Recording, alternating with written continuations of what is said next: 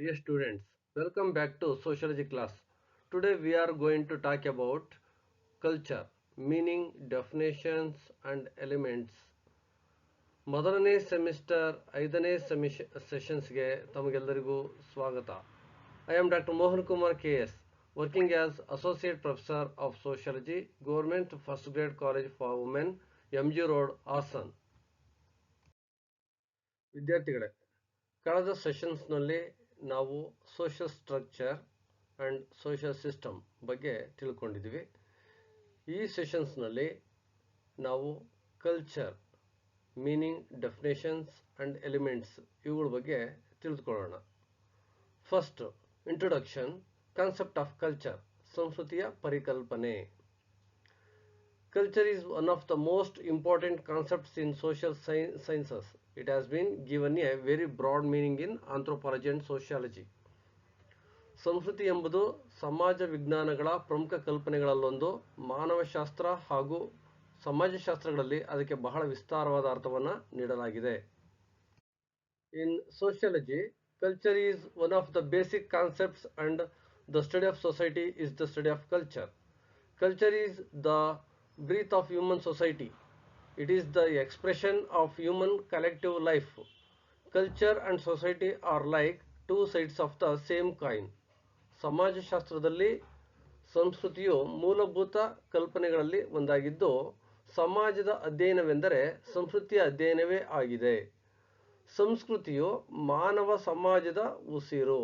ಅದು ಮಾನವನ ಸಮೂಹ ಜೀವನದ ಅಭಿವ್ಯಕ್ತಿ. ಸಂಸ್ಕೃತಿ ಮತ್ತು ಸಮಾಜ ಇವು ಒಂದೇ ನಾಣ್ಯದ ಎರಡು ಮುಖಗಳಿದ್ದಂತೆ. Meaning of the concept of culture, ಸಂಸ್ಕೃತಿ ಎಂಬ ಪರಿಕಲ್ಪನೆಯ ಅರ್ಥ. The term culture is derived from the Latin word colere, which means to cultivate or to till the soil. Thus, initially the term had some reference to agriculture. Culture ಎಂಬ English ಪದವು Latin ಭಾಷೆಯ colere ಎಂಬ ಮೂಲ ಪದದಿಂದ ಉತ್ಪತ್ತಿ ಹೊಂದಿದ್ದು, ಬೆಳೆಸು, ಸಂಪೋಷಿಸು, ಭೂಮಿಯನ್ನು ಉಳು ಎಂಬ ಅರ್ಥವನ್ನು ಹೊಂದಿದೆ. Today, it has no such connotations in social sciences. The term is used to refer to the beliefs, values, and expressive symbols like literature of any group or society. ಇಂದು ಅದಕ್ಕೆ ಅಂತಹ ಯಾವುದೇ ಅರ್ಥಗಳಿಲ್ಲ. ಸಮಾಜ ವಿಜ್ಞಾನಗಳಲ್ಲಿ ಈ ಪದವನ್ನು ಯಾವುದೇ ಗುಂಪು ಅಥವಾ ಸಮಾಜದ ನಂಬಿಕೆಗಳು, ಮೌಲ್ಯಗಳು ಮತ್ತು ಅಭಿವ್ಯಕ್ತಶೀಲ ಸಂಕೇತಗಳನ್ನು ಉಲ್ಲೇಖಿಸಲು ಬಳಸಲಾಗುತ್ತದೆ. In the Middle Ages, the word was given the form agriculture to denote the progressive improvement of the crops sown. Gradually, the word agriculturist came to denote the art of farming. ಮಧ್ಯಕಾಲೀನ ಯುಗದಲ್ಲಿ ಪದಕ್ಕೆ ಬಿತ್ತಿದ ಬೆಳೆಯ ಪ್ರಗತಿದಾಯಕ ಸುಧಾರಣೆಯನ್ನು ಸೂಚಿಸಲು agriculture ಎಂಬ ರೂಪ ನೀಡಲಾಯಿತು. ಕ್ರಮೇಣ ಬೇಸಾಯದ ಕಲೆಯನ್ನು ಸೂಚಿಸಲು ಅಗ್ರಿಕಲ್ಚರ್ ಎಂಬ ಪದ ಬಳಕೆಗೆ ಬಂತು, art of farming. The special meaning given to the word culture by sociology, ಸಂಸ್ಕೃತಿ ಎಂಬ ಪದಕ್ಕೆ ಸಮಾಜಶಾಸ್ತ್ರ ನೀಡುವ ವಿಶೇಷ ಅರ್ಥ. It is worth noting that in sociology and anthropology the term culture is not used in any of the above limited senses. ಸಮಾಜಶಾಸ್ತ್ರ ಮತ್ತು ಮಾನವಶಾಸ್ತ್ರಗಳಲ್ಲಿ ಸಂಸ್ಕೃತಿ ಎಂಬ ಪದವನ್ನು ಈ ಮೇಲಿನ ಯಾವುದೇ ಸೀಮಿತ ಅರ್ಥದಲ್ಲಿ ಬಳಸುತ್ತಿಲ್ಲವೆಂಬುದು ಗಮನಿಸಬೇಕಾಗಿರತಕ್ಕಂಥ ಅಂಶವಾಗಿದೆ. Culture is not A measure of behaviour. Culture is not just culture. Culture as used in medicine is irrelevant here, nor is culture a symbol of human high achievements as used in history. But culture is given by sociology is a comprehensive concept that includes all kinds of achievements of a community. It is like a reflection of human social life. ಸಂಸ್ಕೃತಿಯು ನಡತೆಯ ಮಾಪಕವಲ್ಲ, ಸಂಸ್ಕೃತಿಯು ಕೇವಲ ಸಂಸ್ಕಾರ ಮಾತ್ರವಾಗಿಲ್ಲ, ವೈದ್ಯಶಾಸ್ತ್ರದ ಬಳಕೆಯ ಸಂಸ್ಕೃತಿ ಇಲ್ಲಿ ಅಪ್ರಸ್ತುತ. ಇತಿಹಾಸದಲ್ಲಿ ಬಳಸಲ್ಪಡುವಂತೆ ಸಂಸ್ಕೃತಿಯು ಮಾನವನ ಉತ್ಕೃಷ್ಟ ಸಾಧನೆಗಳ ಪ್ರತೀಕವೂ ಆಗಿಲ್ಲ.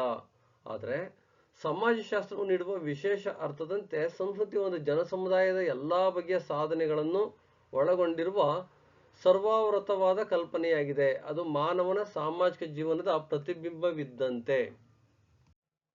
Culture is unique to man. ಸಂಸ್ಕೃತಿಯು ಮಾನವನಿಗೆ ವಿಶಿಷ್ಟತಮವಾದುದು. Culture is a unique and distinctive property of humans. It is one of the characteristics of human society. ಸಂಸ್ಕೃತಿಯು ಮಾನವನ ಅನುಪಮವಾದ ಹಾಗೂ ವಿಶಿಷ್ಟವಾದ ಆಸ್ತಿ. ಅದು ಮಾನವ ಸಮಾಜದ ಗುಣಲಕ್ಷಣಗಳಲ್ಲಿ ಒಂದಾಗಿದೆ. Culture does not exist at a lower level than humans, that is at the level of animals. ಮಾನವರಿಗಿಂತಲೂ ಕೆಳಮಟ್ಟದಲ್ಲಿ ಅರ್ಥಾತ್ ಪ್ರಾಣಿಗಳ ಮಟ್ಟದಲ್ಲಿ ಸಂಸ್ಕೃತಿಯು ಅಸ್ತಿತ್ವದಲ್ಲಿಲ್ಲ. While animals live in a natural environment, only humans live in a cultural environment. ಪ್ರಾಣಿಗಳನ್ನು ನೈಸರ್ಗಿಕ ಪರಿಸರದಲ್ಲಿ ಬದುಕುವುದಾದರೆ ಮಾನವನು ಮಾತ್ರ ಸಾಂಸ್ಕೃತಿಕ ಪರಿಸರದಲ್ಲಿ ಬದುಕುತ್ತಾನೆ. The statement that humans are born and raised in society can be said to be equivalent to the statement that humans are born and raised in the womb of culture. Similarly, the statement that humans are social beings is an alternative to the statement that humans are cultural beings.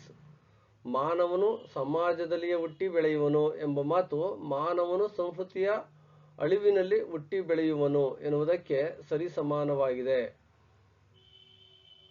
ಎನ್ನಬಹುದು. ಅದರಂತೆಯೇ ಮಾನವನು ಸಮೂಹ ಜೀವಿ ಎನ್ನುವುದು ಮಾನವನು ಸಾಂಸ್ಕೃತಿಕ ಜೀವಿ ಎನ್ನುವುದಕ್ಕೆ ಪರ್ಯಾಯವಾಗಿದೆ. Each individual can be said to be a representative of culture. Thus, culture is the factor that separates humans from the animal world. ಪ್ರತಿಯೊಬ್ಬ ವ್ಯಕ್ತಿಯನ್ನು ಸಂಸ್ಕೃತಿಯ ಓರ್ವ ಪ್ರತಿನಿಧಿ ಎನ್ನಬಹುದು. ಹೀಗೆ ಸಂಸ್ಕೃತಿಯು ಮಾನವನನ್ನು ಪ್ರಾಣಿ ಪ್ರಪಂಚದಿಂದ ಬೇರ್ಪಡಿಸುವ ಅಂಶವಾಗಿದೆ. ವಿದ್ಯಾರ್ಥಿಗಳೇ, ಈಗ ನಾವು ನೆಕ್ಸ್ಟ್ ಪಾಯಿಂಟ್ಸ್ ಹೋಗೋಣ. ಸಂಸ್ಕೃತಿ ಎಂಬುದು ವಿಶಾಲ ಅರ್ಥವಿರುವ ಪರಿಕಲ್ಪನೆಯಾಗಿದೆ. Culture is a broad concept. Culture is a multifaceted concept. Culture is the embodiment of a human way of life or the cornerstone of a way of life. ಸಂಸ್ಕೃತಿಯು ಬಹು ಅರ್ಥವ್ಯಾಪ್ತಿಯುಳ್ಳ ಕಲ್ಪನೆಯಾಗಿದೆ. ಸಂಸ್ಕೃತಿಯು ಮಾನವನ ಜೀವನ ವಿಧಾನದ ಪ್ರತೀಕ ಅಥವಾ ಜೀವಿತ ಕ್ರಮದ ಓರೆಗಲ್ಲು. Culture includes our behavior, our philosophy and morality, our customs and traditions, beliefs and practices, values and our religious, political and economic activities. ಸಂಸ್ಕೃತಿಯು ನಮ್ಮ ನಡತೆಯನ್ನ, ನಮ್ಮ ದರ್ಶನ ಹಾಗೂ ನೈತಿಕತೆಯನ್ನು, ನಮ್ಮ ರೂಢಿ ಸಂಪ್ರದಾಯಗಳನ್ನು, ನಂಬಿಕೆ ಆಚರಣೆಗಳನ್ನು, ಮೌಲ್ಯಾದರ್ಶಗಳನ್ನು, ನಮ್ಮ ಧಾರ್ಮಿಕ, ರಾಜಕೀಯ, ಆರ್ಥಿಕ ಮೊದಲಾದ ಚಟುವಟಿಕೆಗಳನ್ನು ಒಳಗೊಂಡಿದೆ. Culture includes all the elements that a human being has acquired in his personal and social life. ತನ್ನ ವ್ಯಕ್ತಿಗತ ಹಾಗೂ ಸಾಮಾಜಿಕ ಜೀವನದಲ್ಲಿ ಮಾನವನು ಸಂಪಾದಿಸಿರುವ ಎಲ್ಲಾ ಅಂಶಗಳನ್ನು ಸಂಸ್ಕೃತಿ ಒಳಗೊಂಡಿರುವುದು. According to McEwan and Page, culture is the world of our lifestyle, values, emotional attachments and intellectual achievements. ಮೆಕೈವರ್ ಮತ್ತು ಪೇಜ್ ಹೇಳುವಂತೆ ಸಂಸ್ಕೃತಿಯು ನಮ್ಮ ಜೀವನ ಶೈಲಿಯ, ಮೌಲ್ಯಗಳ, ಭಾವನಾತ್ಮಕ ಬಂಧನಗಳ ಹಾಗೂ ಬೌದ್ಧಿಕ ಸಾಧನೆಗಳ ಪ್ರಪಂಚವೇ ಆಗಿದೆ. Culture is the social heritage that A human being has received from his society. ಸಂಸ್ಕೃತಿಯು ಮಾನವ ತನ್ನ ಸಮಾಜದಿಂದ ಪಡೆದಿರುವ ಸಾಮಾಜಿಕ ಪರಂಪರೆ, ಸೋಷಿಯಲ್ ಹೆರಿಟೇಜ್ ಆಗಿದೆ. Next points, definitions of culture. ಸಂಸ್ಕೃತಿಯ ವ್ಯಾಖ್ಯೆ. According to E.B. Taylor, culture is that complex whole which includes knowledge, belief, art, morals, law, custom, and any other capabilities and habits acquired by man as a member of society.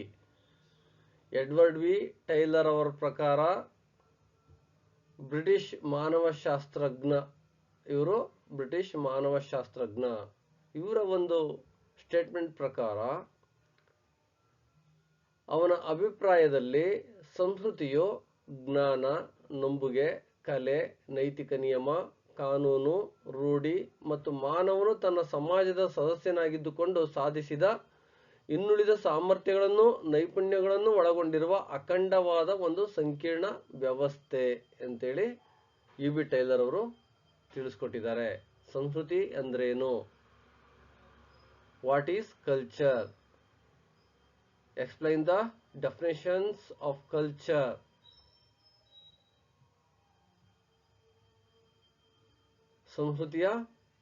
ಸಂಸ್ಕೃತಿಯನ್ನು ವ್ಯಾಖ್ಯಾನಿಸಿ ಅಂದಾಗ ನಾವು you B tailor ಅವರ ವ್ಯಾಖ್ಯಾನವನ್ನು ಅಥವಾ ಅವರ ಹೇಳಿಕೆಯನ್ನು ಸಂಸ್ಕೃತಿ ಅಂದ್ರೇನು ಅಂತೇಳಿ ನಾವು ತಿಳಿಸ್ಬೇಕಾಗುತ್ತೆ.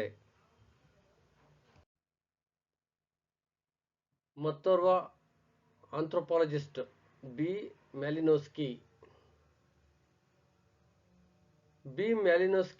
defined culture as the culture is the tool that man has created to shape the purpose of his life. ಮ್ಯಾಲಿನೋಸ್ಕಿ ಎಂಬ ಮಾನವಶಾಸ್ತ್ರಜ್ಞನ ಅಭಿಪ್ರಾಯದಲ್ಲಿ ಮಾನವ ತನ್ನ ಜೀವಿತದ ಗೊತ್ತು ಗುರಿಯನ್ನು ರೂಪಿಸಿಕೊಳ್ಳಲು ನಿರ್ಮಿಸಿಕೊಂಡ ಸಾಧನವೇ ಸಂಸ್ಕೃತಿ ಎಂದು ತಿಳಿಸಿದ್ದಾರೆ. ವಿದ್ಯಾರ್ಥಿಗಳೇ, ಈಗ ನಾವು ಎಕ್ಸಾಂಪಲ್ಸ್ ಆಫ್ ಕಲ್ಚರ್ ಬಗ್ಗೆ ತಿಳಿದುಕೊಳ್ಳೋಣ. ಫಸ್ಟ್ ಒನ್, youth culture, ಯುವ ಸಂಸ್ಕೃತಿ. Each generations of youths create their own cultures. This makes many people of previous generations nervous, leading to a sense of moral panic. They feel as if the norms and values of the traditional culture are being eroded. ಪ್ರತಿಯೊಂದು ಪೀಳಿಗೆಯ ಯುವಕರು ತಮ್ಮದೇ ಆದ ಸಂಸ್ಕೃತಿಗಳನ್ನು ಸೃಷ್ಟಿಸುತ್ತಾರೆ. ಇದು ಹಿಂದಿನ ಪೀಳಿಗೆಯ ಅನೇಕ ಜನರಿಗೆ ಮಾನಸಿಕ ಒತ್ತಡವನ್ನು ಉಂಟು ಮಾಡುತ್ತದೆ. ಇದು ನೈತಿಕ ಭೀತಿಗೆ ಕಾರಣವಾಗುತ್ತದೆ ಹಾಗೂ ಸಾಂಪ್ರದಾಯಿಕ ಸಂಸ್ಕೃತಿಯ ರೂಢಿಗಳು ಮತ್ತು ಮೌಲ್ಯಗಳು ನಾಶವಾಗುತ್ತಿವೆ ಎಂದು ಅವರು ಭಾವಿಸುತ್ತಾರೆ. ಸೆಕೆಂಡ್ ಒನ್, ಟ್ರೆಡಿಷನಲ್ ಕಲ್ಚರ್, ಸಾಂಪ್ರದಾಯಿಕ ಸಂಸ್ಕೃತಿ. Each generation of youths create their own cultures. This makes many people of previous generations nervous, leading to a sense of moral panic. They feel as if the norms and values of the traditional culture are being eroded. ಸಾಂಪ್ರದಾಯಿಕ ಸಂಸ್ಕೃತಿ. ಪ್ರತಿಯೊಂದು ಪೀಳಿಗೆ ಯುವಕರು ತಮ್ಮದೇ ಆದ ಸಂಸ್ಕೃತಿಗಳನ್ನು ಸೃಷ್ಟಿಸ್ತಾ ಹೋಗ್ತಾರೆ. ಇದು ಹಿಂದಿನ ಪೀಳಿಗೆಯ ಅನೇಕ ಜನರಿಗೆ ಮಾನಸಿಕ ಒತ್ತಡವನ್ನು ಉಂಟು ಮಾಡುತ್ತದೆ. ಇದು ನೈತಿಕ ಭೀತಿಗೆ ಕಾರಣವಾಗುತ್ತದೆ ಹಾಗೂ ಸಾಂಪ್ರದಾಯಿಕ ಸಂಸ್ಕೃತಿಯ ರೂಢಿಗಳು ಮತ್ತು ಮೌಲ್ಯಗಳು ನಾಶವಾಗುತ್ತಿವೆ ಎಂದು ಅವರು ಭಾವಿಸ್ತಾ ಹೋಗ್ತಾರೆ. ಅದೇ ರೀತಿಯಾಗಿ ನಾವು ಥರ್ಡ್ ಪಾಯಿಂಟ್ಸ್ ನೋಡೋಣ. ಮೀಡಿಯಾ ಕಲ್ಚರ್, ಮಾಧ್ಯಮ ಸಂಸ್ಕೃತಿ.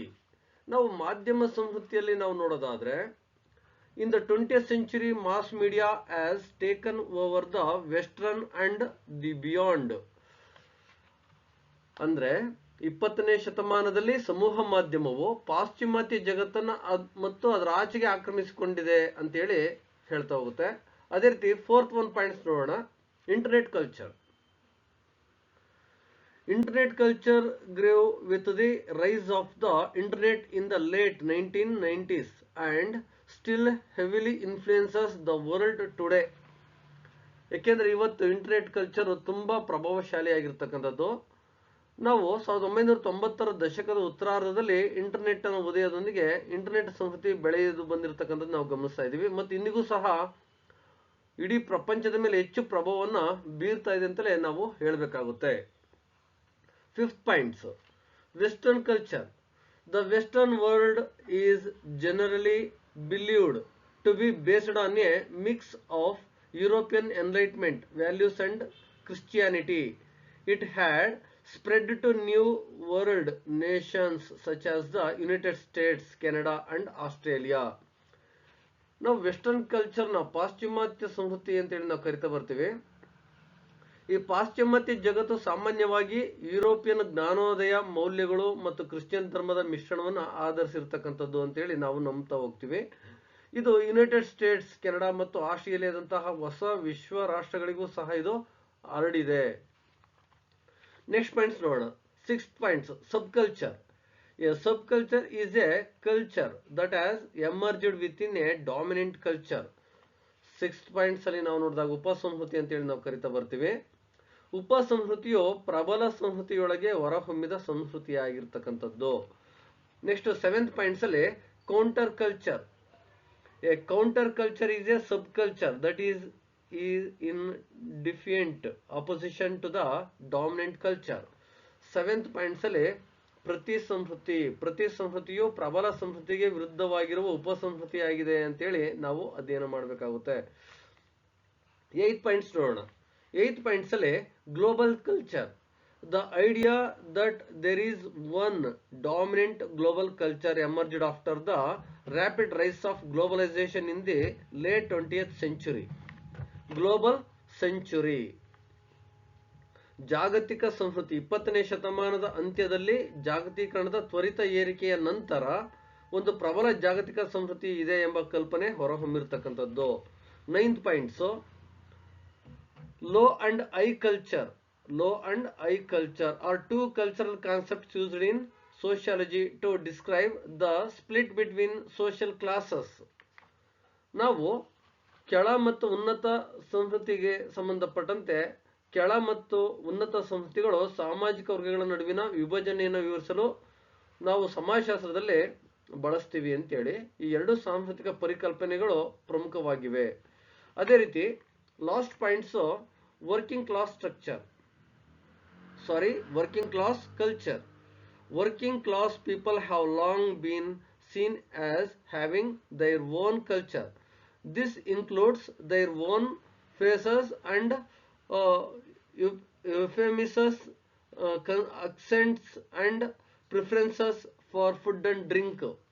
ನಾವು 10th ಪಾಯಿಂಟ್ಸ್ ಅಲ್ಲಿ ನಾವು ನೋಡಿದಾಗ ಕಾರ್ಮಿಕ ವರ್ಗದ ಸಂಸ್ಕೃತಿ ಯಾವ ರೀತಿ ಇದೆ ಅಂತೇಳಿ, ದುಡಿಯುವ ವರ್ಗದ ಜನರು ಬಹಳ ಹಿಂದಿನಿಂದಲೂ ತಮ್ಮದೇ ಆದ ಸಂಸ್ಕೃತಿಯನ್ನ ಹೊಂದಿದ್ದಾರೆಂದು ನಾವು ಗಮನಿಸಬಹುದಾಗಿದೆ. ಇದರಲ್ಲಿ ಅವರದೇ ಆದ ನುಡಿಗಟ್ಟುಗಳು ಮತ್ತು ಸೌಮ್ಯೋಕ್ತಿಗಳು, ಉಚ್ಚಾರಣೆಗಳು ಮತ್ತು ಆಹಾರ ಮತ್ತು ಪಾನೀಯಗಳ ಆದ್ಯತೆಗಳು ಸೇರ್ಕೊಂಡಿವೆ. ನಾವು ಎಕ್ಸಾಂಪಲ್ಸ್ ಆಗಿ ನಾವು ಕೇವಲ 10 ಅಂಶಗಳ ಬಗ್ಗೆ ನಾವು ತಿಳ್ಕೊಂಡಿದ್ದೀವಿ. ಇದೇ ರೀತಿ ಇನ್ನೂ ಅನೇಕ ರೀತಿಯ ಎಕ್ಸಾಂಪಲ್ಗಳನ್ನ ನಾವು ಕಲ್ಚರ್ ಅಧ್ಯಯನ ಮಾಡ್ತಕ್ಕಂಥ ವಿದ್ಯಾರ್ಥಿಗಳಿಗೆ ನಾವು ತಿಳಿಲಿಕ್ಕೆ ಬಯಸ್ತೀನಿ. ವಿದ್ಯಾರ್ಥಿಗಳೇ, ಈಗ ನಾವು ಸಂಸ್ಕೃತಿಯ ಮೂಲಾಂಶಗಳ ಬಗ್ಗೆ ತಿಳಿದುಕೊಳ್ಳೋಣ. HM ಜಾನ್ಸನ್ ರವರ ಈ ಕೆಳಕಂಡಂತಹ ಸಂಸ್ಕೃತಿ ಮೂಲಾಂಶಗಳನ್ನ ತಿಳಿಸ್ಕೊಟ್ಟಿದ್ದಾರೆ. ಮೊದಲನೇ points, knowledge or cognitive element. ಜ್ಞಾನ ಅಥವಾ ಅರಿವು. Whether a modern or aboriginal society, its culture has some level of awareness or knowledge about the physical and social world. Even the pre-literary communities like the inhabitants of the Andaman and Tubriando Islands must have acquired at least some knowledge about the essentials of their existence. ಆಧುನಿಕ ಅಥವಾ ಆದಿವಾಸಿ ಸಮಾಜ ಯಾವುದೇ ಇದ್ದರೂ ಅದರ ಸಂಸ್ಕೃತಿಯು ಭೌತಿಕ ಹಾಗೂ ಸಾಮಾಜಿಕ ಜಗತ್ತಿನ ಬಗ್ಗೆ ಸ್ವಲ್ಪ ಮಟ್ಟಿಗಾದರೂ ಅರಿವನ್ನ ಅಥವಾ ಜ್ಞಾನವನ್ನ ಹೊಂದಿರುವುದು.